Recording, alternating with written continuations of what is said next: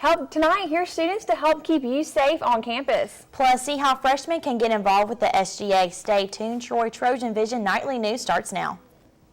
From the high-definition digital production center on the Troy campus, with news from Troy University locations around the world, this is TrojanVision Nightly News.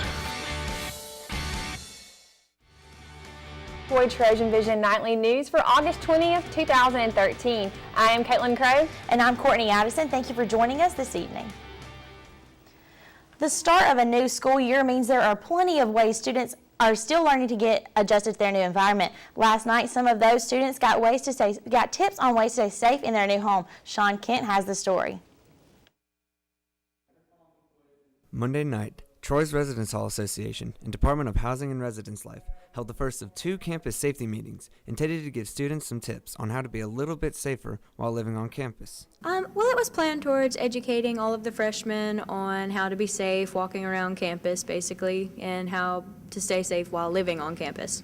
Members of law enforcement and the local fire department were on hand to talk to students about ways to stay safe, even though in some cases the tips were friendly reminders of concepts the students already know. We just want to provide the information, provide some statistics and what crimes that most affect students, some things that they can do to help us and help themselves as far as recovering property and whatnot, and just general safety. We were trying to basically reinforce some fire safety and emergency safety facts that they've known all their life. We just tried to reinforce it to the incoming freshmen. The event was designed to inform new students about safety on campus, but even students with a little more experience say the tips are helpful. I think they're very important personally. I have used this advice in my 4 years here. It just depends on who's actually listening. The goal was to help keep students safe.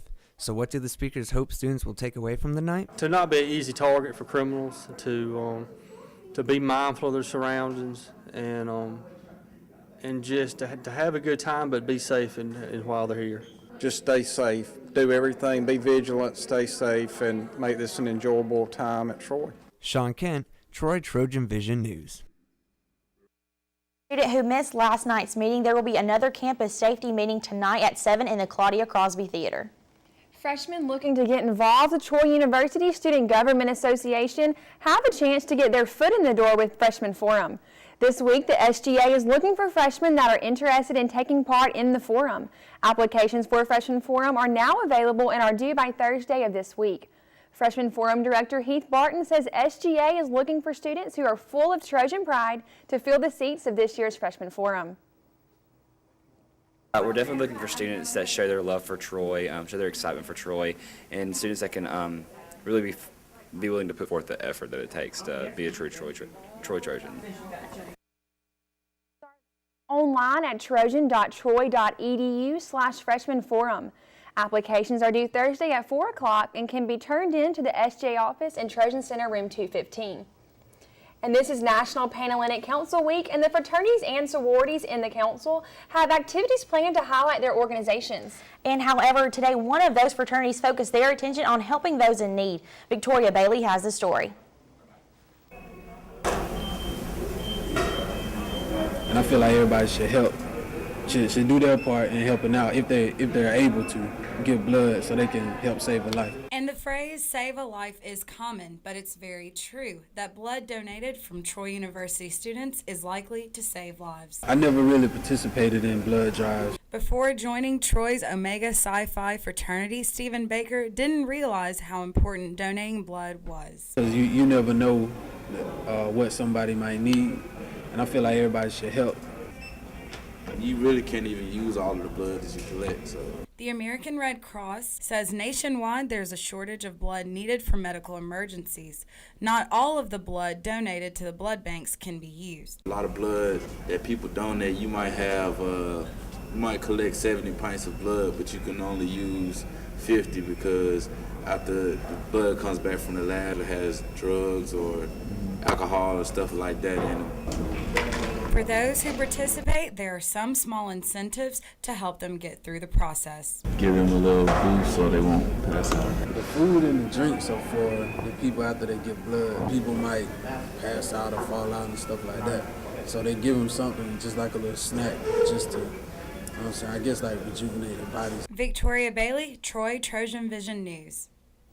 The next event for the NPHC will be their convocation Thursday night at 7 o'clock in the Trojan Center ballrooms. And now taking a look at news from around the state. In Mobile, the State Department of Public Health is temporarily closing shellfish growing waters in Mobile and Baldwin County.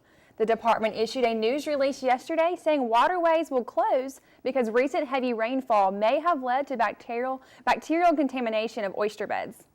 And in Gulf Shores, authorities say a teenager is in custody after lifeguards found 2 homemade bombs on the beach. Lifeguards found a pair of plastic bottles containing an explosive mixture at a beach access point yesterday afternoon. And in Chilton County, a teacher is charged with sex crimes after allegedly having sexual relations with a student. The sheriff says 39-year-old Jennifer Collins McNeil is charged with multiple counts of second-degree rape and second-degree sodomy, following alleged incidents involving one victim.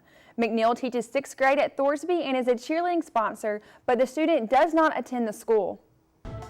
And still to come on TrojanVision Nightly News, the soccer team had an exhibition match today against the AUM Warhawks. Mitchell Spoon will update you on that game and more in sports. Thank you, Caitlin. Now Mitchell Spoon joins us with a look at sports. So, Mitchell, the fall season is well underway, and soccer actually got their first chance on the field today. That's right. They had an exhibition match against AUM, but I'll get more into that starting in sports. Well, just 3 days away from their season opener, Troy senior forward Cecilia Thorngren was selected to the 2013 preseason All-Sunbelt team today.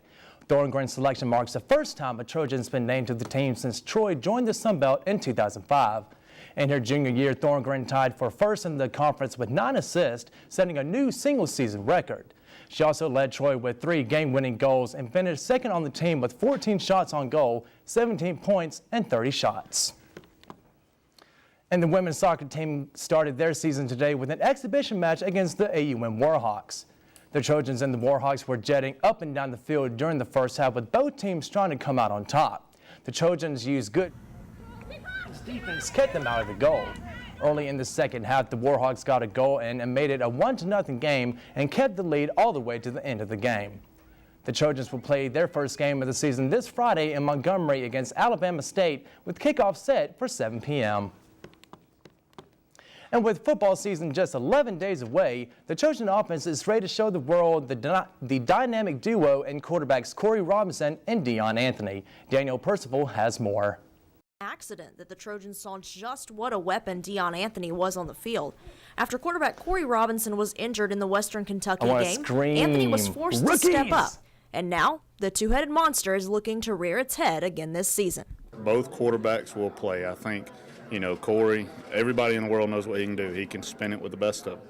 Deion brings that other dynamic to the table. And I wish we could play them both 80 plays, but there's only one quarterback spot. So we're going to play Corey at receiver a bunch. That's a joke. No. We are going to mix them up a little bit. You may not see Robinson at receiver, but Anthony is another story. In fact, that's where he's seen most of his time in fall camp. I think playing receiver this whole camp up to this point has helped him.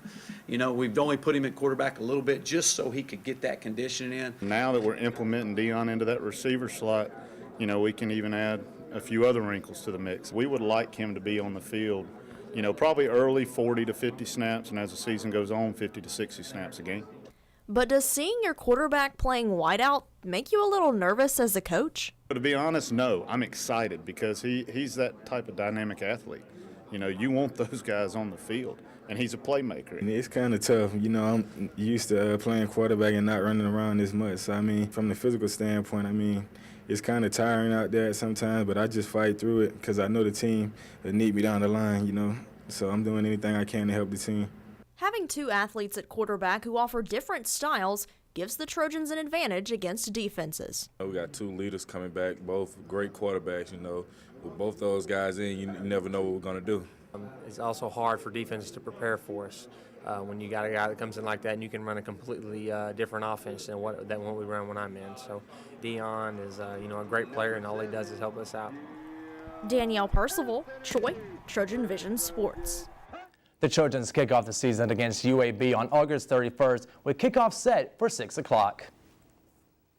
And if you thought you were finished hearing about the baseball team, well, you can guess again.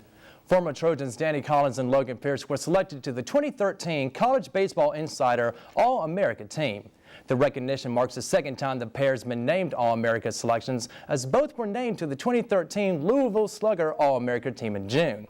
Collins was the second team selection by the CBI, and Pierce was an honorable mention selection. The two were drafted earlier this summer and both currently play in the New York Penn League, with Collins playing for the Jamestown Jammers and Pierce playing for the Williamsport Crosscutters. So congratulations to Celicia for winning that award and being the first Trojan to get on the preseason All-Sunbelt team. But unfortunately, the soccer team couldn't win that exhibition, but hopefully they can get that win in Montgomery against Alabama State. Exactly, and best of luck to the soccer team and all the Trojan sports going on. Exactly. Thank you, Mitchell. Thank you.